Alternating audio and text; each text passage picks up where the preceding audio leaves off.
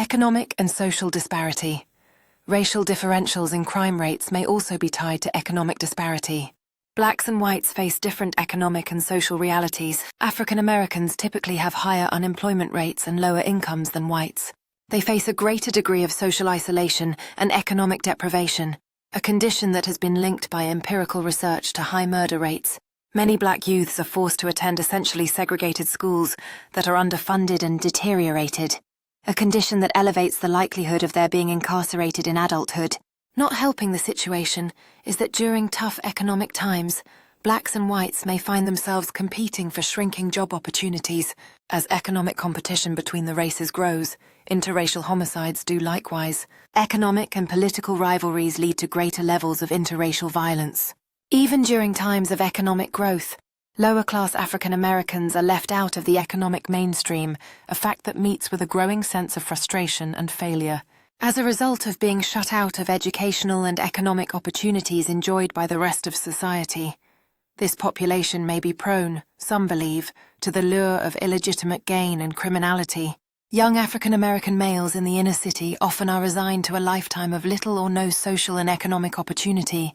Even when economic data say they are doing better, news accounts of protests, riots, and acts of civil disobedience tell them otherwise. African Americans living in slums may be disproportionately violent because they are exposed to more violence in their daily lives than are other racial and economic groups. This exposure is a significant risk factor for violent behavior. In sum, many African American families are forced to reside in some of the nation's poorest communities, which cannot provide economic opportunities. The resulting economic inequality increases the incentive to commit a crime. African American crime is motivated more by economic necessity than by anger, strain, and rage. Is convergence possible? Considering these overwhelming social problems, is it possible that racial crime rates will soon converge? One argument is that if economic conditions improve in the minority community, then differences in crime rates will eventually disappear.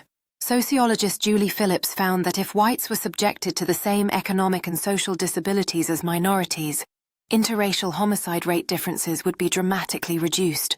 All of the white-Latino homicide differential and about half of the white-black homicide gap would evaporate if the social and economic characteristics of minorities were improved to levels currently enjoyed by whites. A trend toward residential integration, underway since 1980, may also help reduce crime rate differentials. Despite economic disparity, too are racial differences evident in attitudes toward crime and justice today. Convergence in crime rates will occur if economic and social obstacles can be removed. In sum, the weight of the evidence shows that, although little difference exists in the self-reported crime rates of racial groups, African Americans are more likely to be arrested for serious violent crimes. The causes of minority crime have been linked to poverty, racism, hopelessness, lack of opportunity, and urban problems experienced by all too many African American citizens. Career criminals. Persistent repeat offenders who organize their lifestyle around criminality. Chronic offenders.